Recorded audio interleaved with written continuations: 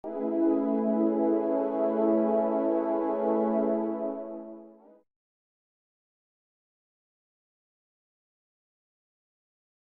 get started with the last video in our threat hunting presentation series. I will lead you guys through a class participation exercise in which I will introduce an incident scenario, and from there you guys will have to come up with a threat hunting query to use to find out what happened with this particular incident. The exercise in attack is as follows. The attack starts with an inbound RDP connection to an endpoint over 3389 using the RDP protocol. This particular connection has a source IP that isn't internal to the network that this particular endpoint is connected to. So we have an external to internal connection over the RDP protocol. Then we start to see some PsExec abuse. A second endpoint has incoming connections on ports 135 and 445, which is TCP, from the first endpoint. And then we see a command line is launched. After that, we begin to see the archiving of data. So PowerShell is launched. A command is then given to PowerShell to reach out to a website. PowerShell then begins to create an archive called z.zip. From there, the PowerShell window connects to an external IP address over port 21 and a scheduled task is created. So, given this attack, we need to come up with a hypothesis and an outline for the hunts that we would like to use to figure out what's going on with this particular attack.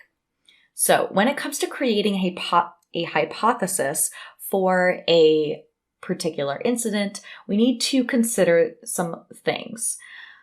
So with this particular incident, what data is going to be accessible and searchable that may be exfiltrated to that archive that was created? Additionally, what information is within that data? Is it really sensitive? Does it maybe contain personal health information of customers? Does it contain personal identifiable information of anybody at the company? Is that information proprietary? Just some things to think about and consider. Additionally, what external information can you put into that hunt?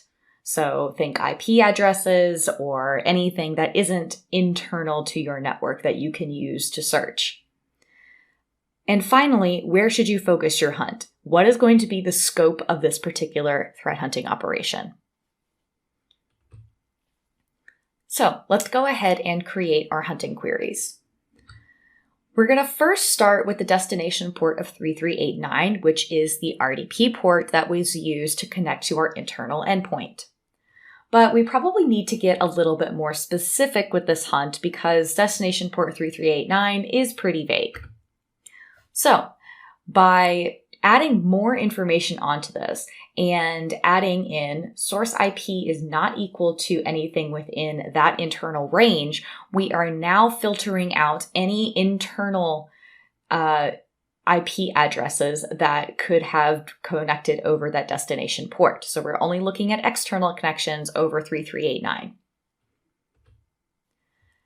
And now we're going to move into the next phase of the attack in which PsExec was used. So we're going to want to look at any process names containing CIS or case insensitive PsExec.